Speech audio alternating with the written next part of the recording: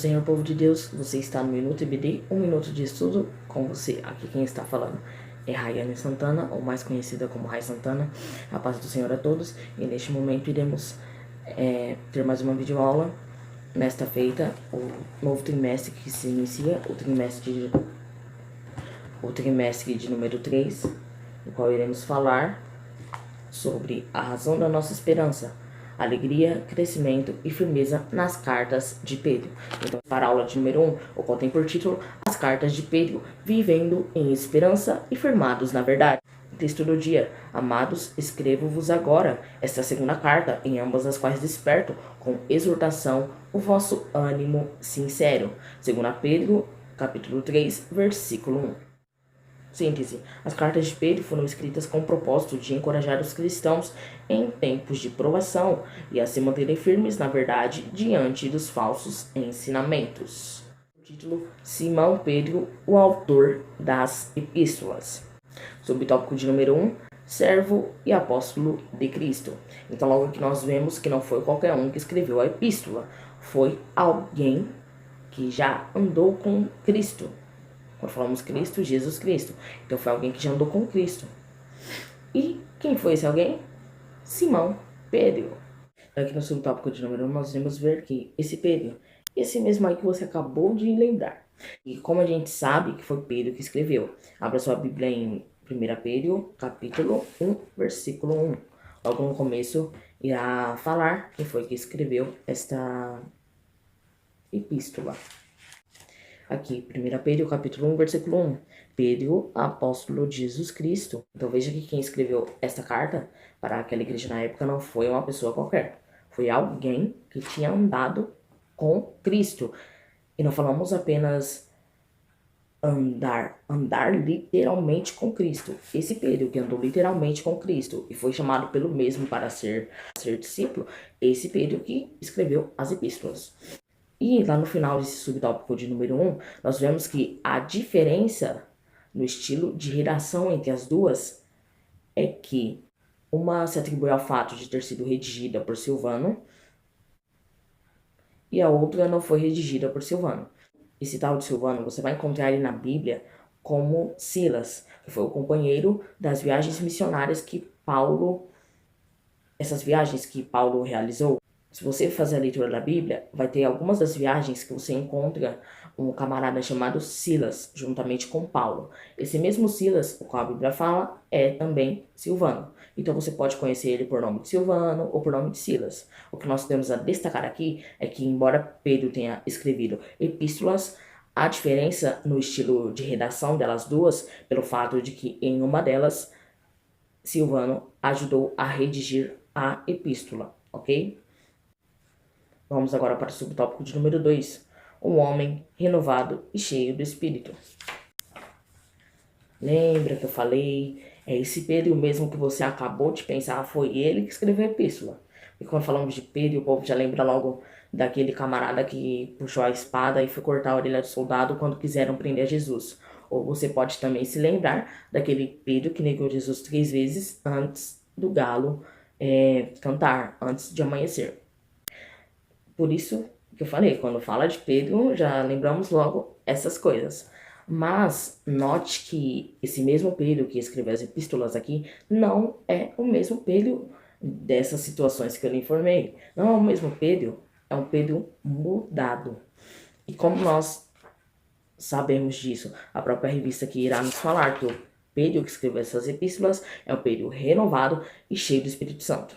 Aqui no subtópico de número 2, irá falar que Pedro, que é o autor dessas epístolas, ele foi um dos principais personagens do Antigo Testamento. Você geralmente irá encontrar, quando Jesus chamou Pedro, ele chamou Pedro e André juntamente.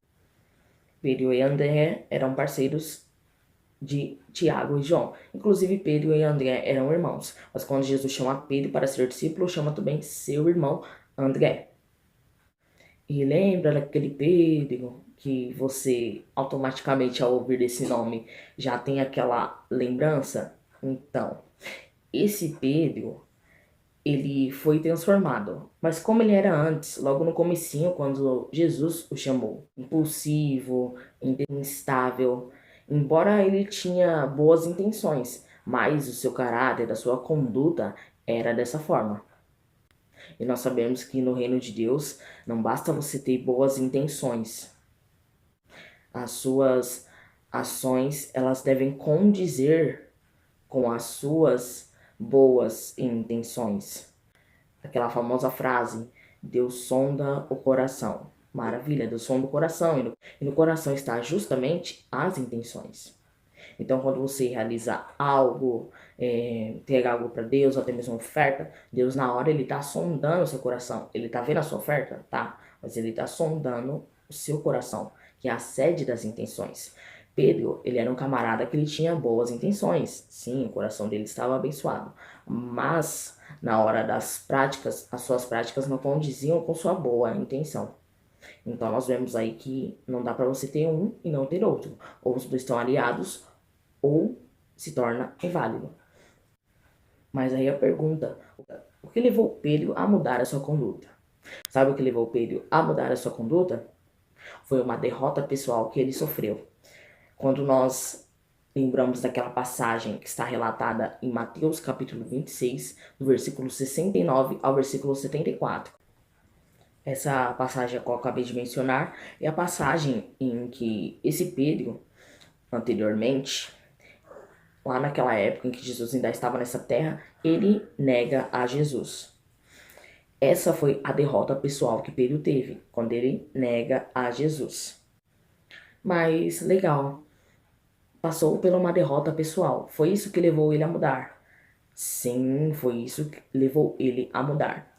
Se vocês forem ler ao longo da narrativa, Deus já sabia que Pedro ele era impulsivo, instável. Já sabia do caráter de Pedro. Mas por que Deus em nenhum momento, Deus, Jesus, em nenhum momento virou para Pedro e falou assim, ó Pedro, muda desse jeito que você tá aí, meu filho. Não dá não. Jesus em algum momento virou para Pedro e falou para ele mudar? Não, Jesus não virou para Pedro e falou para ele mudar. Mas perceba que, pelo simples fato de Pedro ter andado com quem ele andou, estou falando aqui da pessoa de Jesus, a mudança é consequência. Então, aí fica a aplicação. Uma vez que você anda com Jesus, Jesus não vai virar para você e vai falar, muda, anda assim e assim. Não. Por consequência de você andar com Jesus, você se analisa e percebe que tem que mudar alguma coisa. E aí você muda. É claro que a maior parte é feita por Deus. Mas o que eu quero dizer aqui é que uma vez andando com Jesus, não tem como você ser a mesma pessoa. E foi assim que aconteceu com Pedro. Ele andou com Jesus, passou por toda essa trajetória, mas lá em Atos 2, quando nós vemos que tem a descida do Espírito Santo, lá foi quando Pedro realmente se transformou numa criatura nova. Lá em Atos 2, não sei se você já conhece a passagem, mas irei falar brevemente. Lá em Atos 2 foi a descida do Espírito Santo. Então, Jesus morreu, depois de 3 dias ressuscitou e passou alguns dias com os discípulos na terra, depois que Jesus ressuscitou. Ok, é claro que não foi em figura humana, né? Foi a matéria do corpo transformada. Ok, mas passou alguns dias na terra com os discípulos. E uma das orientações que ele deixou para os discípulos foi: vá para Jerusalém e ficar em Jerusalém até que do alto sejam revestidos de poder. Ok, então aos discípulos só cabia cumprir a ordem do mestre. Então eu vou para Jerusalém. E só vou sair de lá quando eu for revestido de poder. Dessas 500 pessoas que foram para Jerusalém e ficaram lá, somente 120 foram os que alcançaram esse batismo com o Espírito Santo, que é esse revestimento de poder, que fala em Atos 2. E Pedro foi um dos 120. Se você ver na narrativa em Atos 2, Pedro é batizado com o Espírito Santo e a partir daí ele já se torna uma nova criatura. Pois não é somente essa passagem que comprova que ele realmente mudou. É o que vem depois dessa passagem. Pois em Atos 2, do versículo 1 ao versículo 13, nós vemos como foi a descida do Espírito Santo, o que aconteceu durante a descida e o que aconteceu depois da descida do Espírito Santo. Inclusive, no versículo 13, zombaram daquele povo, achando que o povo estava embriagado. E quem toma a responsabilidade para si e ergue um discurso que converteu aproximadamente 3.000 almas para Jesus? Quem ergue um discurso para explicar que aquele povo não está embriagado? Pedro.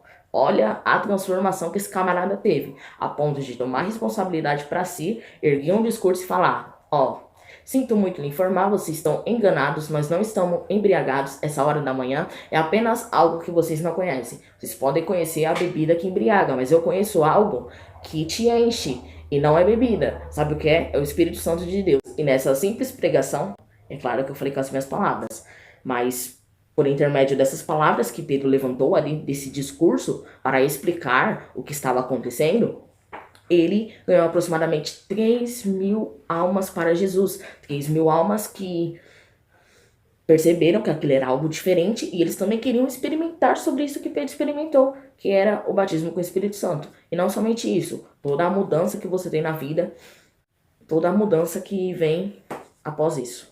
Então nós vemos que esse Pedro aí impulsivo e instável, ele é transformado em um homem renovado e cheio do Espírito Santo. Já não é mais o mesmo Pedro. Aquele Pedro lá que vocês conhecem, que negou a Jesus, morreu.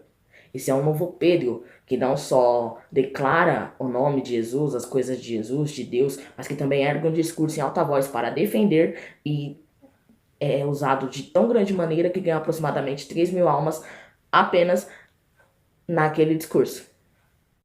Vamos agora para o subtópico de número 3, que tem por título Cartas de Experiência. Quando falamos que Pedro escreveu essas cartas, essas epístolas, esse camarada aí que foi Pedro, ele foi mudado. E essas epístolas que ele escreveu, o qual iremos estudar nessa revista, depois que Jesus já tinha subido aos céus, bem depois do dia de Pentecostes, que está descrito lá em Atos 2. E como esse próprio subtópico vai falar, cartas de experiência. Ele já escreveu essas cartas quando ele tinha certa experiência. Aqui nesse subtópico irá falar que as epístolas 1 e 2 de Pedro foram escritas por um homem que tinha experiência com Deus. Então ele não somente teve a experiência ali em Atos 2, quando o Espírito Santo desceu, mas depois, naquele discurso, ao ser usado pelo Espírito Santo, ele teve outra experiência. Depois, quando ele assumiu uma igreja e virou pastor dessa igreja, ele foi pegando mais experiência. E aqui nessas cartas, nessas epístolas, já foram escritas quando Pedro ele está pastoreando uma igreja. Mas observe que não é aquele Pedro, é um Pedro mudado. E não somente um Pedro mudado, mas um Pedro que tinha experiência com Deus. Note o quanto isso é importante. Experiência com Deus não é importante só para Pedro, não. É importante para todo aquele que se diz cristão. Ter experiência com Deus é o diferencial de você que fala que é cristão e realmente é para aquelas pessoas que só dizem e não são. O que mostra realmente é experiência com Deus. Ela vai demonstrar o grau de fé que você tem com Deus, a sua comunhão, a sua intimidade. E esse Pedro já tinha intimidade, já tinha comunhão, já passou por diversas experiências com Deus. E aí ele escreve essas duas epístolas que foi para a igreja que ele estava pastoreando na época. E o que essas epístolas irão falar? Qual a mensagem que essas epístolas irão trazer? Essas epístolas irão trazer mensagens afetuosas que expressam ternura e zelo de um pastor com o seu rebanho. Pedro, pastor, ele não é somente um pastor, mas é um pastor que se preocupa com o seu rebanho, a ponto de escrever uma carta para orientar. Olha que maravilha! Uma só carta não, duas. E o que inspira Pedro a escrever essas cartas? Aqui nesse subtópico nós vemos que o que inspira Pedro a escrever essas cartas é a experiência que ele teve de arrependimento e renovação espiritual. Porque Pedro ele passou por essas duas fases, o arrependimento e a renovação espiritual. Lá em Atos 2, ele já foi ali, passou pela renovação espiritual. Mas e o arrependimento? Quando que nós vemos que Pedro ali já demonstrava sinais de arrependimento? No último capítulo aí do Evangelho de João, nós vemos no capítulo de número 21, no versículo, Jesus interroga a Pedro e pergunta: Pedro, tu me amas? E não somente Jesus interroga Pedro uma vez, mas uma, duas ou três. E na terceira vez, Pedro fala assim: e respondeu-lhe: Senhor, tu sabes todas as coisas, tu sabes que te amo. E aí Jesus fala o que para ele? Apacenta as minhas ovelhas. Então nós vemos aqui que Pedro já estava se arrependendo.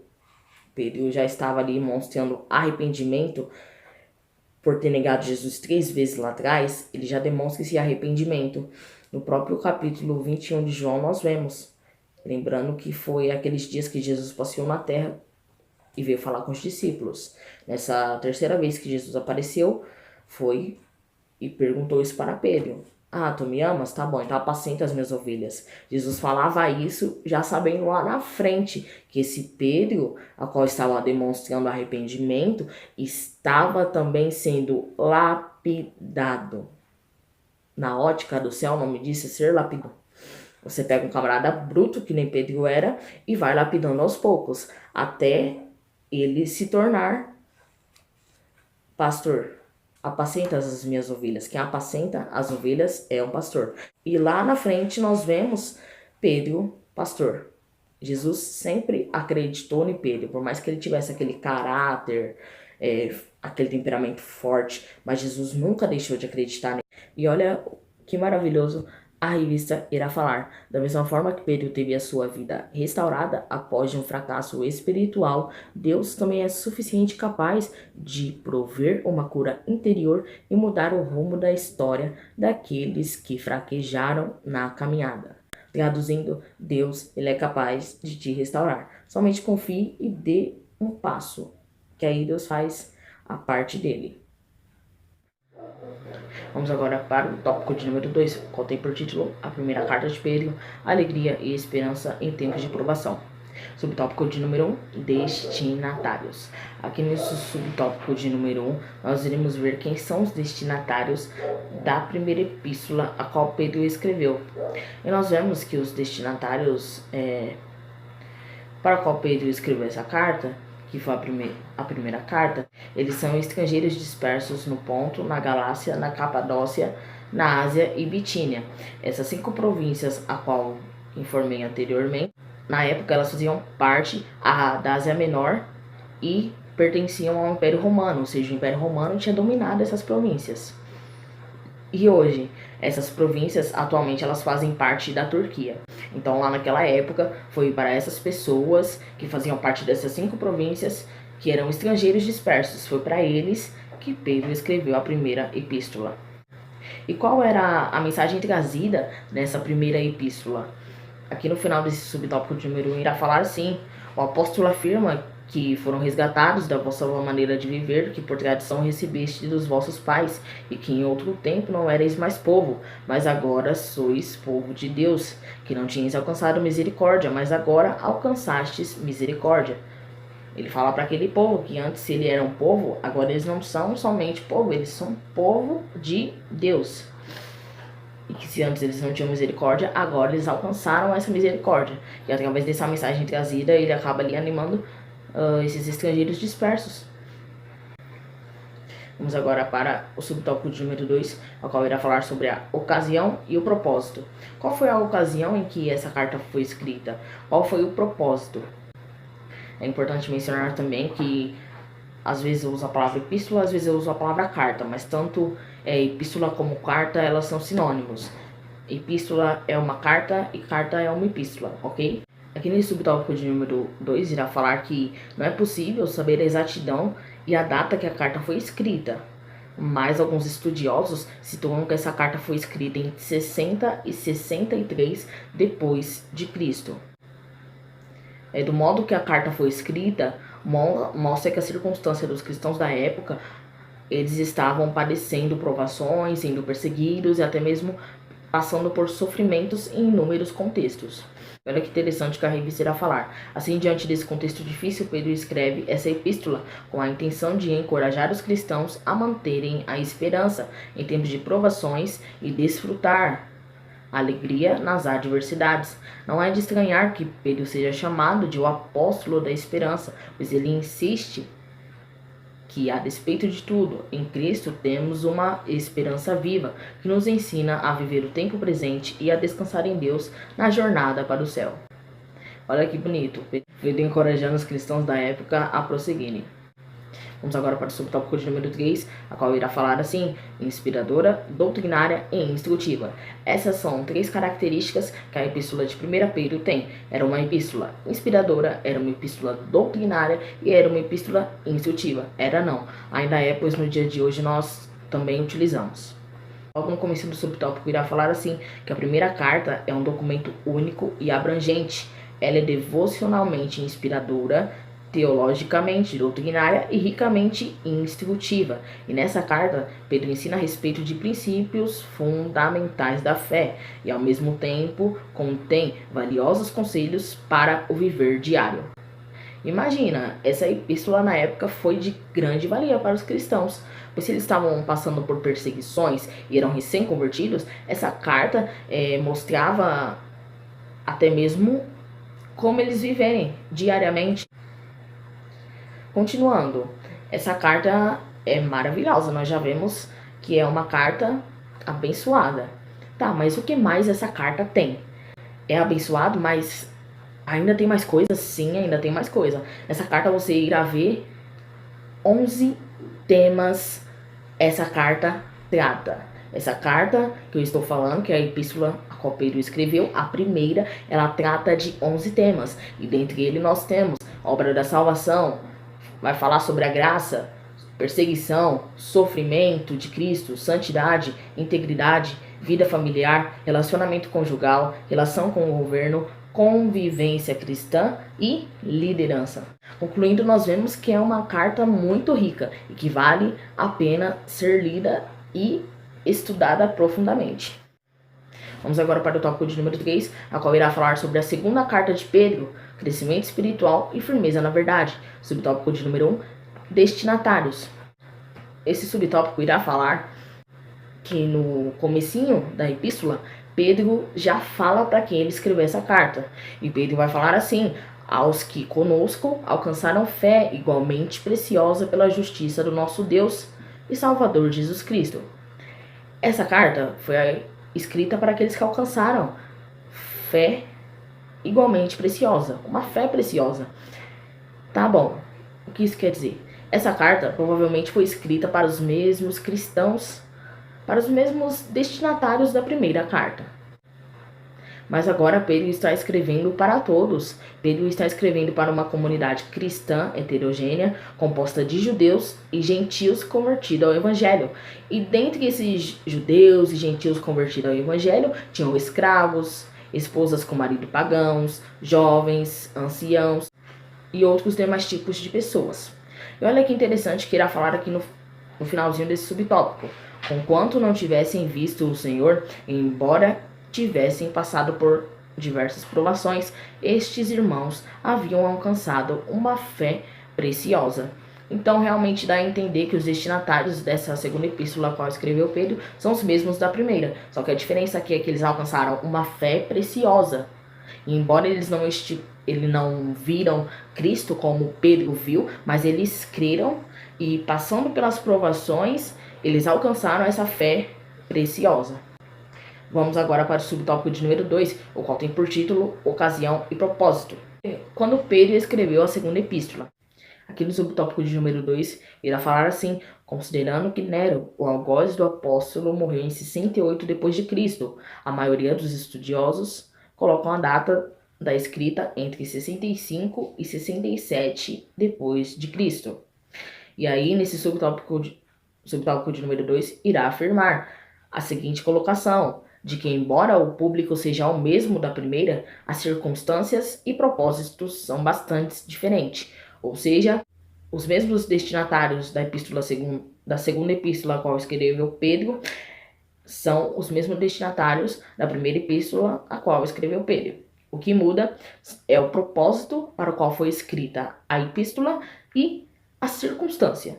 E aí nós iremos ver que na primeira epístola, segundo escreveu Pedro, Os perigos, eram externos, eram pessoas que tinham aceitado a Jesus, uma comunidade cristã formada recentemente, e o perigo era externo, ou seja, vinha de fora, pois eles sofriam perseguições. Agora, na segunda epístola que Pedro escreve, o perigo não é mais externo, e sim interno, ou seja, o perigo está entre aquela comunidade, que não somente tinha pessoas cristãs que eram gentios, mas também cristãos que antes eram judeus e agora são cristãos. Então é uma comunidade aí mista, mas agora os perigos estão lá dentro dessa comunidade. Por quê? Porque vem pessoas querendo implantar ensinos que não tem nada a ver, que não são bíblicos, e Pedro vai chamar eles de falsos mestres. Aqui mais para frente, nesse subtópico de número 2, vai falar assim: chegou ao conhecimento do apóstolo que falsos mestres haviam se introduzido entre os irmãos e estavam distorcendo a verdade do evangelho, produzindo heresias de perdição. Olha o cuidado desse pastor, que era Pedro, ao ponto de chegar a escrever uma carta para alertar esses irmãos. Cuidado, porque no meio de vocês tem gente ensinando coisas que não são a verdade, que não tem nada a ver com a Bíblia, estão distorcendo, toma cuidado. Olha o cuidado desse pastor que era Pedro. Que bonitinho. E aí no final desse subtópico irá falar assim: Pedro está dizendo para os cristãos ficarem firmes na chamada de Deus, agir com diligência e empenho e aguardar confiantemente o cumprimento da promessa e do retorno do Filho de Deus. Porque o que acontecia? Quando esses falsos mestres já se encontravam dentro da comunidade cristã da época, Pedro está alertando? Sim, está alertando. Mas se Pedro veio escrevendo uma carta que encorajava aqueles irmãos, continua sendo crente, aguarda Jesus voltar e vai aguentando a aprovação, a perseguição, pois isso só está testando a fé de vocês, mas fica firme aí. E do outro lado vinham os falsos mestres de distorcer aquilo que já havia sido ensinado, que era a verdade. Através desses discursos dos falsos mestres que disseminavam heresia, acabava desanimando aqueles cristãos, desanimando eles a prosseguirem. Por isso que Pedro diz para que aqueles cristãos eles venham ficar firmes na chamada de Deus e aguardar confiantemente o cumprimento da promessa, que é o retorno do Filho de Deus, é o retorno de Jesus. Ou seja, fiquem firmes até que Jesus volte. Não se contaminem por esses falsos ensinos que esses falsos mestres trazem para a sociedade, mas fiquem com base ali na verdade e firmes até que Jesus volte. As minhas palavras foi isso que Pedro falou ali para aquela comunidade. E agora iremos, enfim, para o subtópico de número 3, o qual tem por título Verdade e Esperança. Aqui nesse subtópico de número 3, irá falar que a segunda epístola, a segunda carta, ela complementa o que foi dito na primeira carta. Por quê? A primeira carta, que foi a carta inaugural, Pedro convida aqueles cristãos para que eles vivam com esperança, alegria e santidade em tempos de provação. E na segunda, esses mesmos cristãos, eles são advertidos a não esquecerem a vocação e as verdades da palavra de Deus. E detalhe, numa época de falsidade religiosa. Então Pedro, quando ele se refere ali na segunda carta aos falsos mestres, são pessoas que estavam dentro da comunidade, era o perigo interno, mas pessoas que exerciam a falsa religiosidade. Estava ali não para acrescentar algo, para contribuir, mas estava ali para confundir os irmãos. Por isso que Pedro ele escreve a segunda epístola, para alertar sobre isso. Então, enquanto uma te adverte a prosseguir com esperança, alegria e santidade, embora esteja na provação, mas permanece com tudo isso, guarda tudo isso, mas prossegue, vai em frente. A segunda vem para que você não esqueça a verdade da palavra de Deus. Ou seja, nunca esqueça aquilo que foi ensinado para você lá atrás. Essa é a verdade da palavra de Deus. Nos dias de hoje, há falsidade religiosa, mas se você guardar aquilo que foi dito, que é a verdade da palavra de Deus, quando vier falsas doutrinas, quando houver falsidade religiosa, você não irá acreditar, porque você guardou aquilo que foi ensinado e que é verdade. E isso dá para aplicar nos dias de hoje.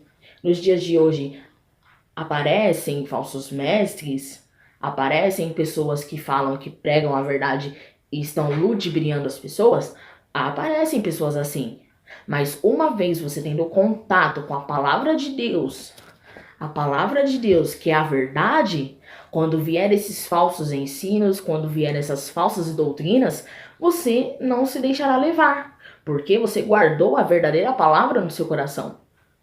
Agora, se você teve contato com a verdadeira palavra e não aguardou em seu coração, vai vir falso mestre, vai vir falsa doutrina, vai vir falsos religiosos e vão ensinar para você doutrinas falsas, doutrinas vãs. E você, infelizmente, será levado por elas, pelo simples fato de não ter guardado a verdadeira doutrina, a verdadeira palavra, o verdadeiro ensino em seu coração. Então, olha a importância de guardar o que foi ensinado. E para encerrar, quero somente fazer a leitura aqui de um comentário bem abençoado, que o comentarista Valmir Nascimento escreveu aqui no final desse subtópico. A esperança sem verdade é mero otimismo humano, e a verdade sem a esperança é religiosidade vazia. Ou seja, verdade e esperança, elas caminham juntas. Se a esperança não tiver a verdade, é muito otimismo do ser humano. Agora, se a verdade não tiver a esperança, é religiosidade. E aí fica esse comentário abençoado que o comentarista da revista, Valmir Nascimento, ele colocou aqui muito bem colocado. Deus abençoe sua vida, Valmir Nascimento. E aí encerramos esta lição, que foi a aula de número 1. Vamos apenas para a conclusão. E a conclusão irá falar assim: as cartas de Pedro, em meados do primeiro século da era cristã, elas foram inspiradas pelo Espírito Santo e continuam a fornecer uma mensagem de esperança em tempos de desespero e uma palavra de crescimento e firmeza na verdade para uma era de ceticismo e falsas religiões. Ambas contêm riquezas doutrinárias e instruções precisas para vivermos em diferentes situações da vida. Por esta razão, temos à nossa disposição um conjunto de ensinos que nos ajudarão como cristãos em tempos modernos. Conclusão abençoada, aula abençoada. Se você também concorda com isso e gostou da videoaula de hoje, já deixa o seu like aí embaixo. Se você sempre acompanha o canal, Deus abençoe sua vida. Deixa um comentário aí abençoado também. Porventura, se você está chegando agora e descobriu esse canal, seja bem-vindo. Continue assistindo as videoaulas, já se inscreve no canal, ativa as notificações, que a bênção é grande. Temos videoaula aí toda semana. E se alguma semana ficar atrasada, não se preocupe. Eu posto o resumão, você irá entender tudo. Mas particularmente, quer ficar antenado mesmo nas lições, no trimestre, se inscreve aí no canal. Deus abençoe a vida de cada um de vocês. E não percam a próxima videoaula, que é a videoaula de número 2. Tchau, tchau.